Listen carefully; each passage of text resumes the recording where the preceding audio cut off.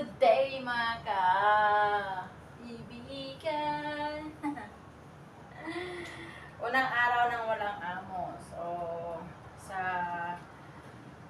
15 na araw, marami akong time para maglinis. So, unahin ko na to aircon para naman bago ko linisin yung sahig, is malinis na lahat yung mga taas. So, kahit late ko na linisin yung floor namin.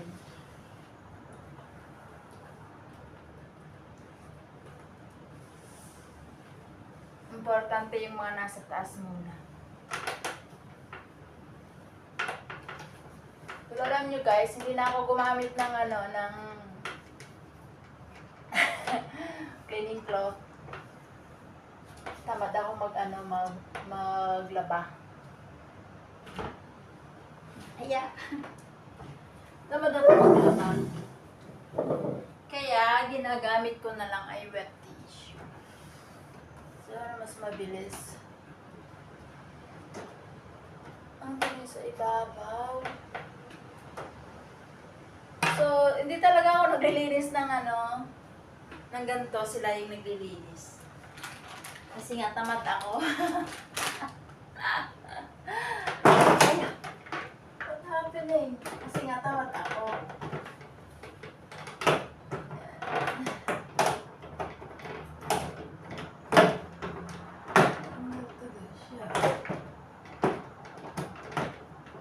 Aha. Ano ba yun?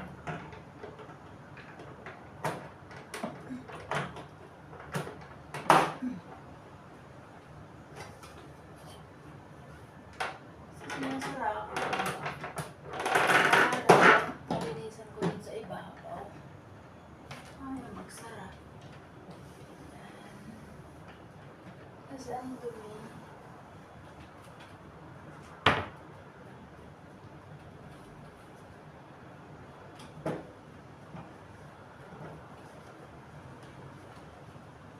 Ganto ako kasi pag wala akong amo. Pero mamaya,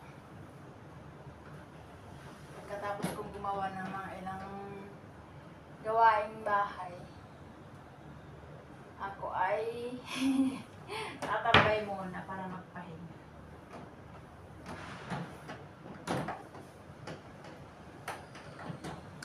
Kailangan ko pa rin ng towel guys. Hindi pwedeng ganyan lang. Yeah!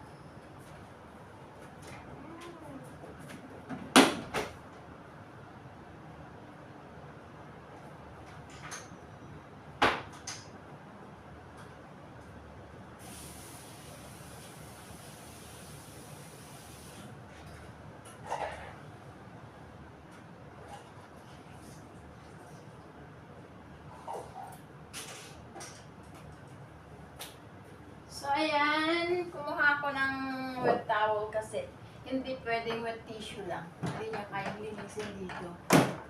Ang pangit. Dumitignan.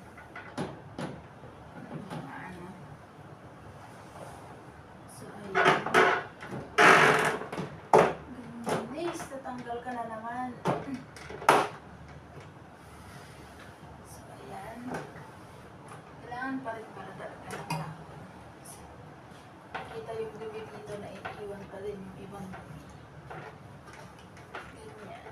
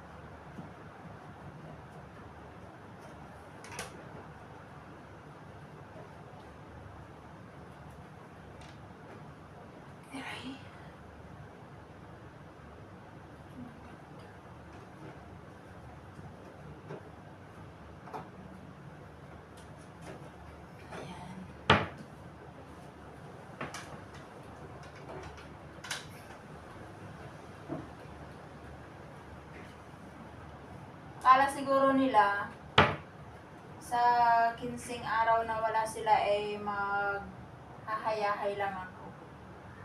Hindi nila alam na yung mga hindi ko nagagawa pag nandito sila ay ginagawa ko pag wala sila.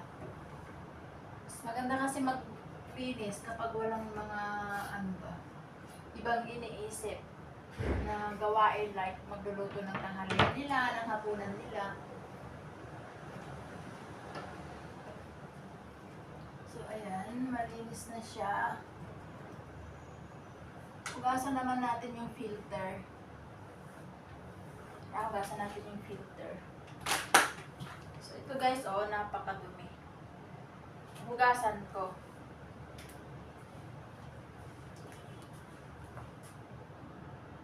So ayan. Dito ko na lang siya hugasan sa may lababo. Tanggal yung mga hindi nga siya gaanong madumi ngayon kasi naglinis na si Sir ng filter ng alam ko yun, last month. Wait lang.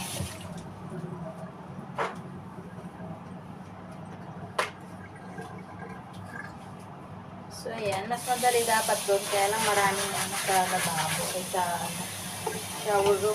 Ay! Parang maraming nakatambak na mga kalat. I mean, labahin. Tinatamad na ako magbuhat kaya dito na.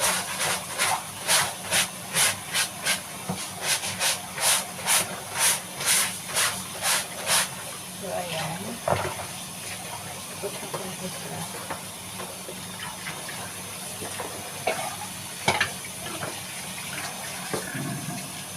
Tapos na ang isa.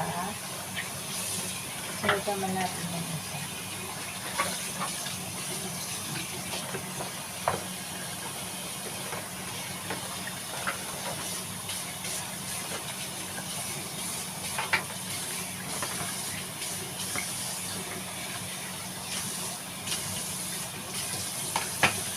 Ayan.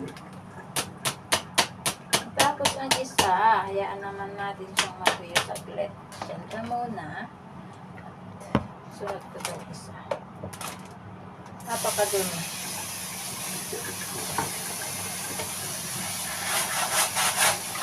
Sa ilang kontrata ko ba dito sa amo ko? Pang-anim na yata ito ngayon eh. Ngayon lang ako maglinis ng aircon nila.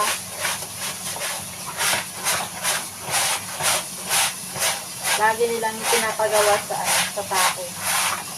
Nag-uupa sila ng naglilinis. So ngayon, dahil nasa travel naman sila, ako na ang gagawa. Wala naman akong gagawin eh.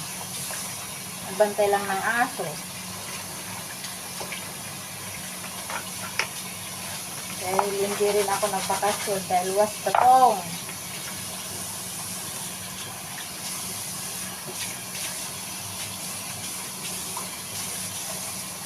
Yung mga was patong.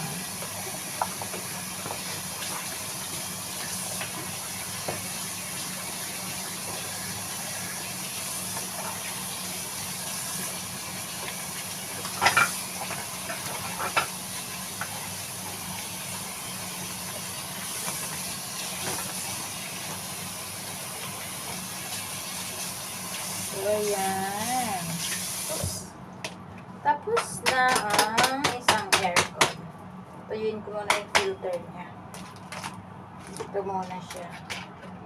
Patuluin ko lang siya habang nagpapatuyo ako niyan. Aking isasampay ito. Nilabahan ko din pala yung mga kilt nila. Gawa ng napakadumi at baho. So, ayan. Natapos ko nang isampay yung isa. Naman isa. Kasi, kapag yung aso namin ay may sakit, umiihi siya dun sa nila, sa higaan. Tapos ito, yung sumasalo lahat. Diba? Kasi hindi ko naman pwedeng labhan na nandito sila kasi wala akong sampayan. Kasi kapag dito ko sa sala nilagay ito, tapos ipalipat nila dun sa loob itong ganito. Saan ko naman ilalagay? Napakaliit ng loob nila. I mean yung space.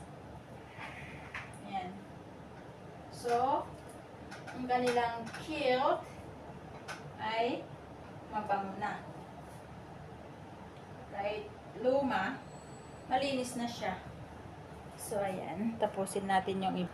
So, ayan guys. Atin nang ikakabit ang filter.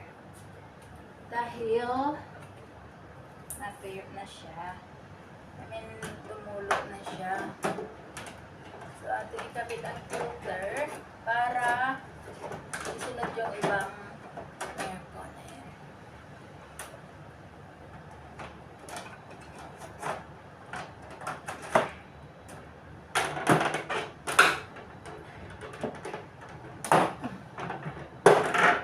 So, ayan.